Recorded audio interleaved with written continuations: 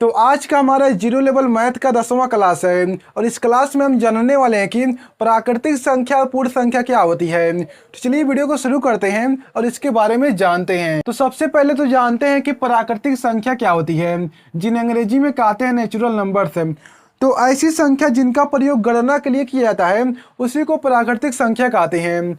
यानी कि ऐसी संख्या जिनका यूज किसी चीज को काउंट करने के लिए किया जाता है उसी को प्राकृतिक संख्या यानी कि नेचुरल नंबर्स कहते हैं। अब किसी चीज को हमको काउंट करना है तो हम कहाँ शुरू करते हैं, हम हमेशा एक से शुरू करते हैं। जैसे मान लीजिए आपके पास अपने हाथ की उंगलियां हैं, अब इसे कैसे काउंट करेंगे, हम एक से शुरू करेंगे। जैसे 1 हो गया, 2 हो गया, 3 हो गया, 4 हो गया, 5 हो गया। इसी तरह से जो हमारा प्राकृतिक संख्या होता है वो एक से शुरू होता है और कहाँ तक जाता है, जहाँ तक होती है गिनती यानी कि अनंत तक। 1 हो गया, 2 हो गया, 3 हो गया, 4 हो गया, इस तरह से अनंत तक होती है। ये हमारा क्या प्राकृतिक संख्या है, यानी कि गिनती की संख्या को प्राकृतिक संख्या कहते हैं। और जो गिनती की संख्या होती है वो हमेशा एक से शुरू होती है।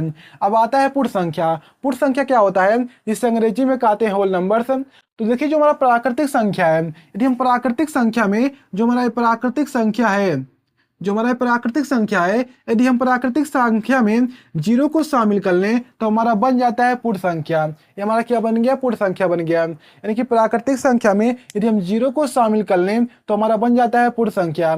जो हमारा पूर्ण संख्या होता है वो प्लस में भी होता है और माइनस में भी होता है। यानी कि जो हमारा पूर्ण संख्या होता है वो प्लस माइनस दोनों में होता है। ये हमारा आ गया पूर्ण संख्या। अब देखिए जो हमारा प्राकृतिक संख्या है वो पूर्ण संख्या हो सकता है, लेकिन पूर्ण संख्या प्राकृतिक संख्या नहीं हो सकता है। अब ऐसा क्यों, चलिए देखते हैं। देखिए जो हमारा प्राकृतिक संख्या है एक से होता है अनंत तक प्राकृतिक संख्या। अब आप देखेंगे जो हमारा प्राकृतिक संख्या है वो पूर्ण संख्या में भी दिखेगा।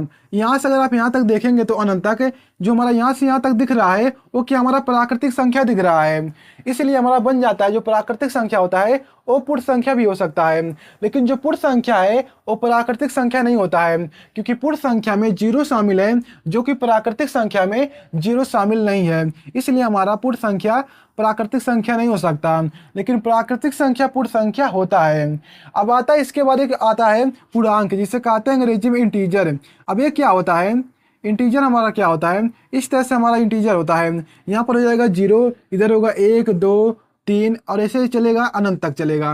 अब इधर भी होता है 1 हो गया, 2 हो गया, 3 हो गया, 4 हो गया, इस तरह से अनंत तक हो गया। लेकिन जो इधर होता है वो माइनस में होता है। ये हमारा क्या होता है, पूर्णांक होता है। एक क्या हमारा पूर्णांक है। जो इधर संख्या होता है इसे हम कहते हैं धन पूर्णांक। जो इधर संख्या होता है इसे हम कहते हैं ऋण पूर्णांक। तो ये हमारा होता है पूर्णांक यानी कि इंटीजर होता है। तो आपको वीडियो पसंद है, वीडियो को लाइक करके इस चैनल सब्सक्राइब कर ले। तो मिलते हैं नई वीडियो में।